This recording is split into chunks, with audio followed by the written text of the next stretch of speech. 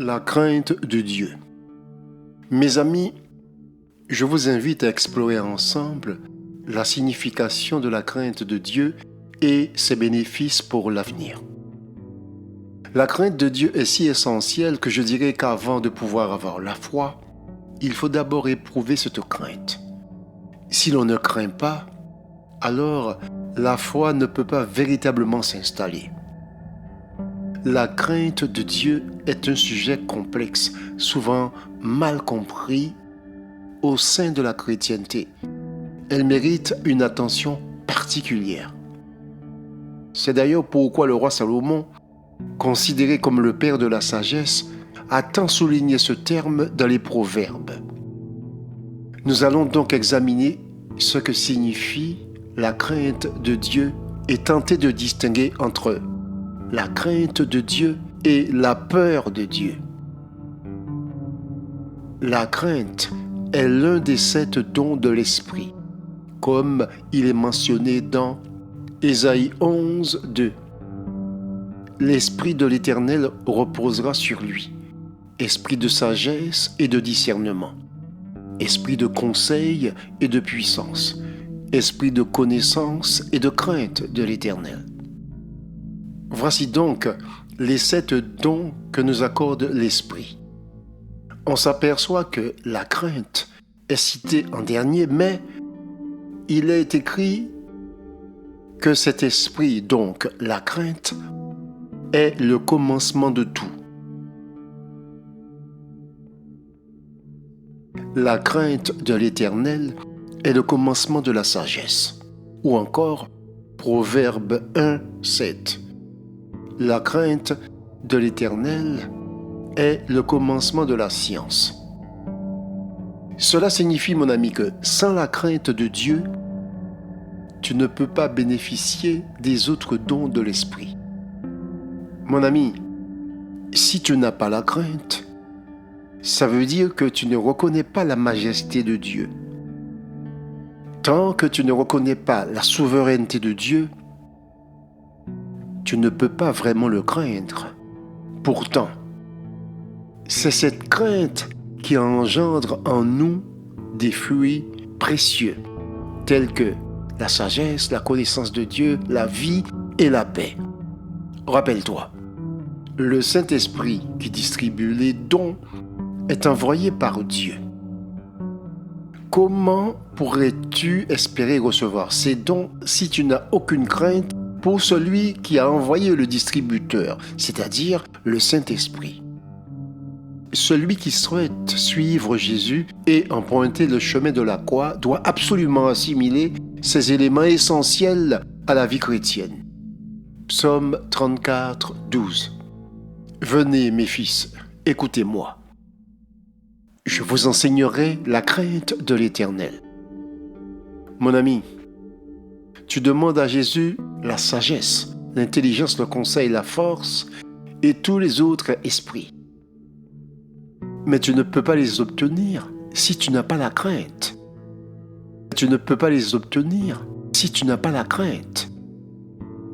La terre elle-même craint Dieu. Regarde, Psaume 99, 1. L'Éternel règne. Les peuples tremblent. Il siège entre les chérubins. La terre tremble. Si tu n'as pas la crainte de Dieu, mon ami, cela signifie que tu ne reconnais pas sa sainteté. Les êtres célestes l'adorent avec crainte et tremblement, car ils savent reconnaître sa sainteté. Tu ne peux pas rentrer dans l'intimité de Jésus sans être habité par la crainte de Dieu. Il désire que nous l'adorions dans la crainte. Attention, je ne parle pas de peur, mais bien de crainte, et nous aborderons cela plus en détail plus tard. Les séraphins, par exemple, reconnaissent la sainteté de Dieu, alors que les séraphins ne sont pas nés dans le péché, mais ils adorent Dieu avec crainte et tremblement. Ésaïe 6, 3. S'adressant l'un à l'autre, ils proclamaient « Saint, Saint. Saint est le Seigneur des armées célestes. Toute la terre est pleine de sa gloire. Les montants des portes du temple se mirent à trembler au son de ses voix, tandis que le sanctuaire se remplit de fumée. Alors, mon ami, je t'invite à réfléchir sur ce qui va suivre. Comment se fait-il que les êtres célestes qui vivent dans les cieux devant la face du Seigneur l'adorent avec crainte et tremblement, tandis que nous, qui sommes nés dans le péché, nous ne lui accordons pas l'honneur qui lui est dû. Psaume 2, 11. Servez l'Éternel avec crainte et réjouissez-vous avec tremblement. Malachie 1, 5. Si je suis maître, où est la crainte qui m'est due, dit l'Éternel, le maître de l'univers. Mes amis, notre Dieu exige qu'on lui accorde ce qui lui revient. Romains 11, 20. Ne fais pas preuve d'orgueil, mais aie de la crainte. Car si Dieu n'a pas épargné les branches naturelles, il ne t'épargnera pas non plus. Mes amis, ne pensez pas un instant que les séraphins ont peur de Dieu. De la même manière, tu crains le juge, mais tu n'as pas peur de lui. Cette crainte vient de la reconnaissance de son autorité et de ses attributs. Voici quelques exemples pour mieux comprendre. Regarde, quand tu es contrôlé ou interpellé par les autorités, tu adoptes une attitude respectueuse, car tu sais qu'il y a des conséquences possibles à tes actes. De la même manière, tu éprouves de la crainte envers le juge parce que tu es conscient de son pouvoir, mais ce n'est pas de la peur. Romains 13, 4. Le magistrat est serviteur de Dieu pour ton bien. Mais si tu fais le mal, crains, car ce n'est pas en vain qu'il porte l'épée, étant serviteur de Dieu pour exercer la vengeance et punir celui qui fait le mal. Mon ami, regarde, tu n'éprouves aucune crainte envers celui qui n'a ni autorité ni pouvoir. Fais un effort pour comprendre ce qui suit. Ton enfant te craint parce qu'il sait que tu as le pouvoir de le sanctionner ou de le punir. Tu crains le juge parce que tu es conscient de son pouvoir. Par conséquent, si tu reconnais la toute-puissance de Dieu, sa souveraineté et sa majesté, tu dois le craindre, car il détient le pouvoir suprême. Observe bien. Jérémie 49, 12. En effet, voici ce que dit l'Éternel. Ceux qui n'étaient pas condamnés à boire la coupe la boiront malgré tout. Et toi, tu resteras impuni? Non, tu ne resteras pas impuni. Tu la boiras, c'est certain. Si tu reconnais la toute-puissance de Dieu et que tu affirmes de tout ton cœur qu'il est tout-puissant, alors la crainte se manifeste naturellement. Tu sais qu'il a le pouvoir de te réprimander, de te sanctionner et même de te punir sévèrement. Vérifie donc ta manière d'agir et tu sauras dans ton cœur si tu es habité par la crainte de Dieu. C'est important. Vérifie au fond de toi si tu as la crainte de Dieu. Mes amis, nous ne devons surtout pas confondre la crainte et la peur. Ce sont des sentiments distincts. La crainte de Dieu n'est pas une peur effrayante ou paralysante, mais un profond respect, une adoration et une soumission face à sa grandeur et à sa majesté. Cela n'a rien à voir avec la peur. Comment peut-on avoir peur de l'amour? Notre Dieu est un Dieu d'amour. Il est attristé de voir que certains de ses enfants éprouvent de la peur à son égard. Notre Père céleste, en effet, est souvent perçu comme un Dieu punisseur ou vengeur, alors que je suis est avant tout amour. La crainte de Dieu se manifeste à travers notre comportement. Craindre Dieu, c'est avoir un profond respect pour lui et une volonté d'obéir. Lorsque nous sommes habités par cette crainte, elle pousse à aligner notre volonté à la sienne et marcher sur les voies qu'il a tracées. Un cœur soumis et obéissant plaît à Dieu et le craint, comme le montre l'exemple d'Abraham, prêt à sacrifier son fils unique par obéissance.